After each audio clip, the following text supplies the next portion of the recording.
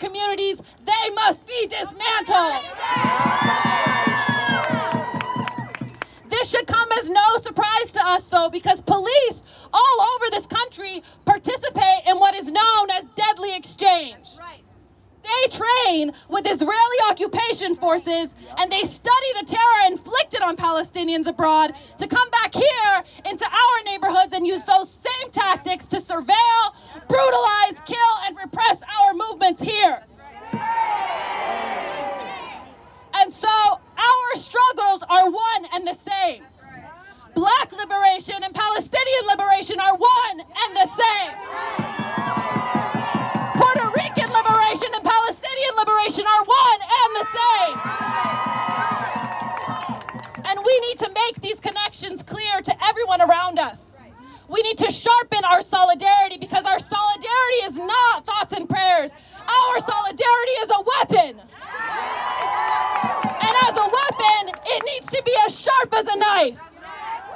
And so we need everyone who's out here today to also be at the next action for Spence or for Eddie and vice versa, because we support each other, we keep us safe, and we have the power.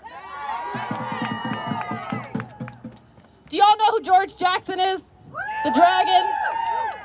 Right now I'm reading Blood in My Eye. You should read it if you have it. I've been thinking about George Jackson, who was a brilliant young black thinker and revolutionary who spent much of his life in prison and ultimately was murdered by genocidal prison guards in San Quentin. After his assassination, they confiscated books from his cell, and one of those books was called Enemy of the Sun, Poetry of Palestinian Resistance. One of the poems from that book was later published in a Black Panther pamphlet.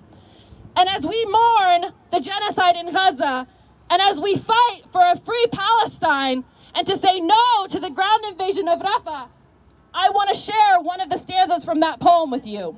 It reads, "You may take the last strip of my land, feed my youth to prison cells. You may plunder my heritage. You may burn my books, my poems, or feed my flesh to the dogs.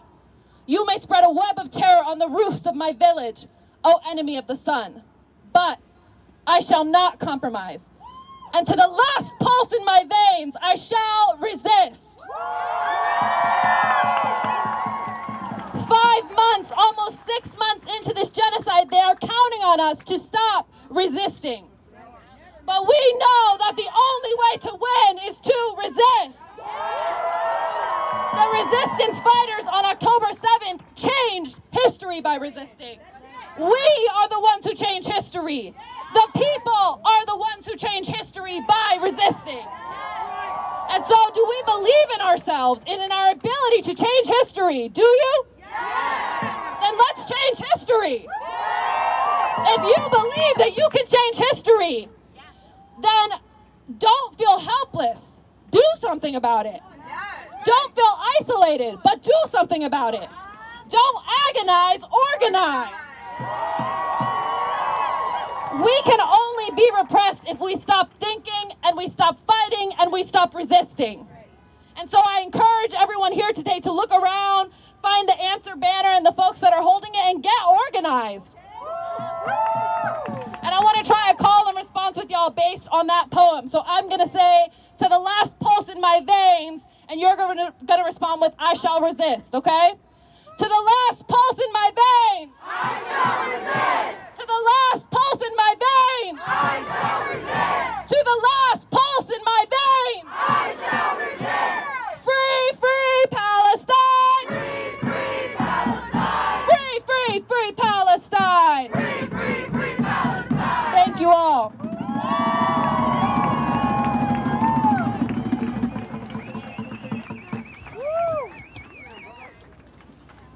When Palestine is under attack, what do we do? Stand up.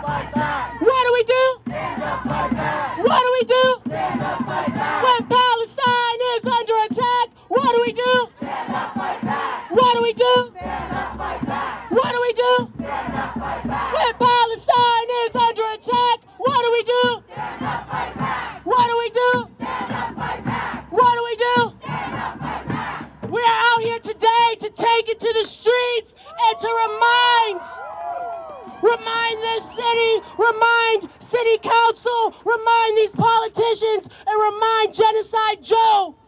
It is the power of the people that will change the world.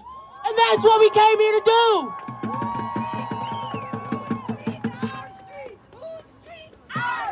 Whose streets? Whose streets? Whose streets?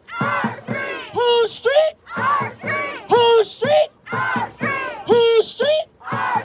Who takes care of us? Who takes care of us? Who takes care of us?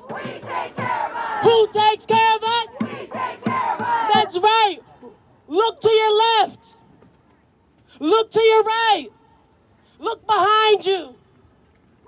These people are here with you in struggle and solidarity.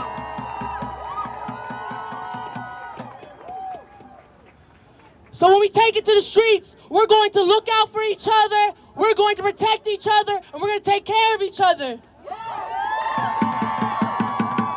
Because we have an obligation, we have a duty to free Palestine.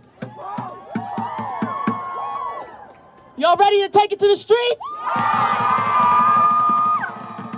I said, are y'all ready to take it to the streets? All right, y'all, we got some banners in the front. We're going to stay behind the banners, and we're going to pay attention to people in the safety vests so that way we can keep each other safe. All right, let's go.